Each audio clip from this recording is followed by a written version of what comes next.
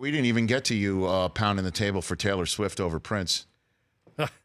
I mean, what else is there to say? It's pretty clear, isn't it? It's pretty obvious. Oh, my word.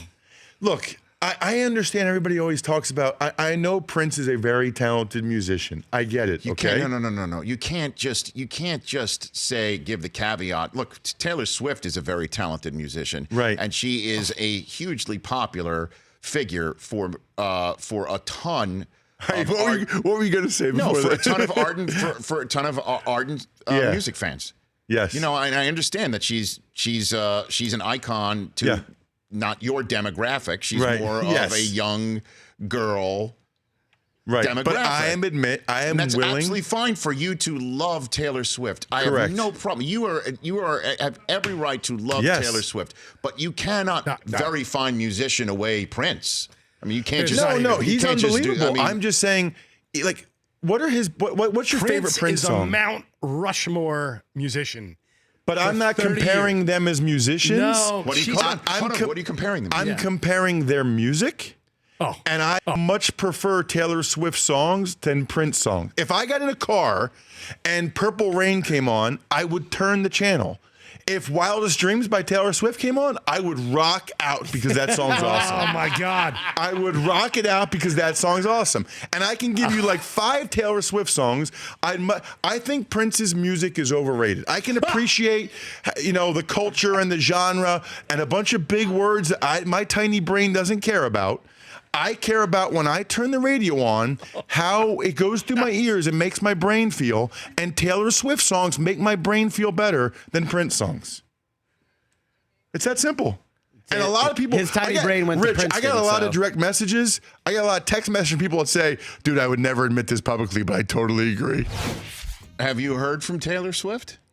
I have not. I was what an texting. outrage. I mean, you're pounding the table for her, perhaps more. I mean, and this is the kind of thing that drives me a little nutty doing a show like this one, where I see celebrities out there sitting down for interviews, and I'm like, they should come here because we're exposing them to an audience that they're not usually That's a great point. exposing themselves to. Yes. You know what I mean? Like, come here and let's chat it out. I'm giving you a different platform than any of those entertainment shows.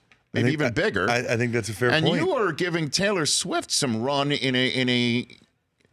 I mean, if we have a Venn diagram of Taylor Swift fans from the normal Taylor Swiftverse, and then Ross Tucker's area, there's not much overlap. Very small. It's funny. They're two circles that are basically barely touching each other. Two things, Rich. 2 things you need to know about this, right? Number one. Oh, good. Look at this, man. You're even Look at that. Number 1 singles all time. Boom.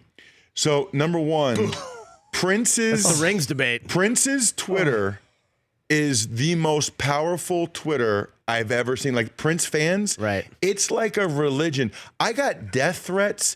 I got people. Swift, I'll beat you up. I mean, Prince. People are really people are more into Prince than anything I've ever tweeted about sports. Period. Say something bad about Taylor Swift, and you will see the exact. It's unbelievable. Because But I do have a funny story for you, Rich. A couple years ago, we were saying this off the air, but Taylor's from my hometown. So I know her dad, and a couple years ago, I went to one of her concerts.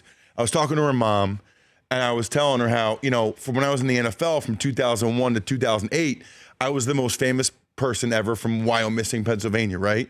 And I was complaining to her mom about how, Taylor kind of beat me out for that. And her mom said, well, Ross, just keep working. I said, no, I think it's over.